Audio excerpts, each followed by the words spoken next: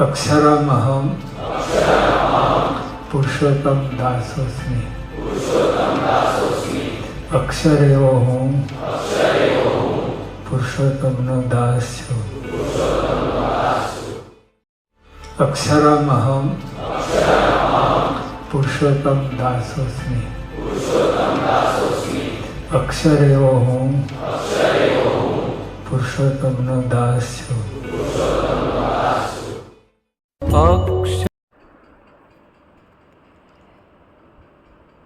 नारायण नारायण। एक ब्राह्मण व्यक्ति सुबह उठकर मंदिर की ओर जा रहा है, तो वहाँ रास्ते में उसे 1 रुपये का सिक्का मिलता है। तो वो ब्राह्मण के मन में विचार आता है कि ये 1 रुपये का सिक्का मेरा तो है नहीं, मुझे सिर्फ प्राप्त हुआ है, रास्ते में से मिला है, तो मैं किसी दरिद्र को दे देता हूँ जिसको इसकी ज़रूरत हो। वो पूरे नगर में ढूंढता है, उसे कोई दरिद्र और भिखारी नहीं मिलता। हर रोज़ की तरह सुबह ब्राह्मण मंदिर की ओर प्रस्थान करने जा रहे हैं। आज उसको वहाँ पर एक राजा दिखाई देते हैं। वो बहुत ही बड़ी सेना लेकर दूसरे नगर में जा रहे होते हैं और राजा जैसे ही ब्राह्मण व्यक्ति को देखते हैं उसके पास आते हैं और उसको प्रणाम करते हैं और कहते हैं कि महात्मा, युद्ध करने जा रहा हूँ, आप मुझे आशीर्वाद दीजिए कि मैं दूसरे नगर के राज्यों के जीत सकूँ और मेरी कीर्ति वहाँ पर फैला सकूँ, मुझे यश प्राप्त हो, मैं यशस्वी हूँ और मैं राज्य का बढ़ावा कर पाऊँ, राज्य को जीत के अपना विस्तार और बढ़ाता जाऊँ। यह सुनते ही ब्राह्मण व्यक्ति 1 रुपये का सिक्का राजा के हाथ में थमा देता है। राजा आश्चर्यचकित हो जाता है और पूछता है कि आपने यह 1 रुपये का सिक्का मेरे हाथ में क्यों थमाया? ब्राह्मण व्यक्ति उत्तर देते कहते हैं कि मैं कई दिनों से एक दरिद्र को ढूंढ रहा हूँ जिससे मैं ये 1 रुपये का सिक्का दे सकूँ। पूरे नगर में मुझे ऐसा कोई दरिद्र और भिखारी व्यक्ति नहीं मिला जिससे मैं 1 रुपये का ये सिक्का दे सकता हूँ।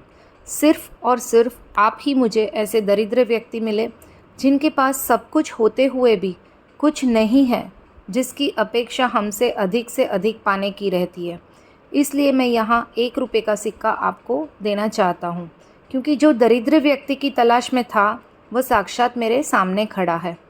और यह सुनकर राजा का मस्तिष्क बहुत ही शर्म के मारे झुक जाता है और वो अपनी सेना को वापस जाने का आदेश देता है। हमारा भी कुछ अपने जीवन में ऐसा ही है। हम महालक्ष्मी के लिए बहुत जगह पर जाते हैं कि मुझे सबसे अधिक महालक्ष्मी की कृपा हो, प्राप्त हो, ऐसी हमारी इच्छाएं होती है।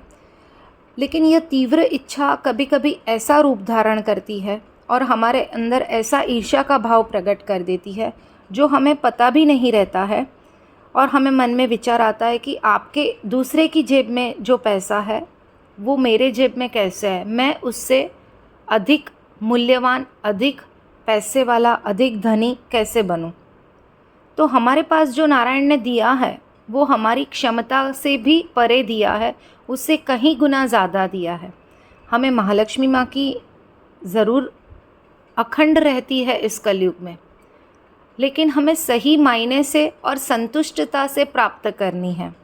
तीव्र इच्छा से, गलत विचार से कि दूसरे की जेब का पैसा मेरी जेब में आए या मैं कुछ गलत कार्य करने के बाद ये इतना धनवान बन जाऊं, ये सब चीज़ों में हमें बहुत ध्यान रखना पड़ता है।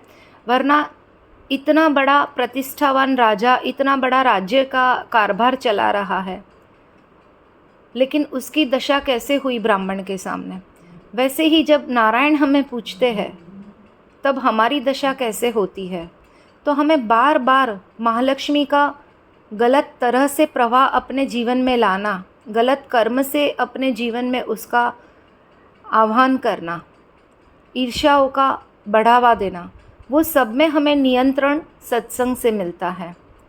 तो हम आज जो शुक्रवार की माला में यहाँ पर जुड़े हैं, तो उसमें नारायण की असीम कृपा, महालक्ष्मी माँ की असीम कृपा हम सब पर बनी रहे कि हम जो भी अपने जीवन में कर्म करें महालक्ष्मी का प्राप्त के लिए, आह्वान के लिए, अखंड कृपा के लिए, वो सही मार्ग से, सही कर्म से, सही दायरे में, मर्यादा में रहकर करे। वही नारायण के चरणों में प्रार्थना हमें करनी है। नारायण नारायण।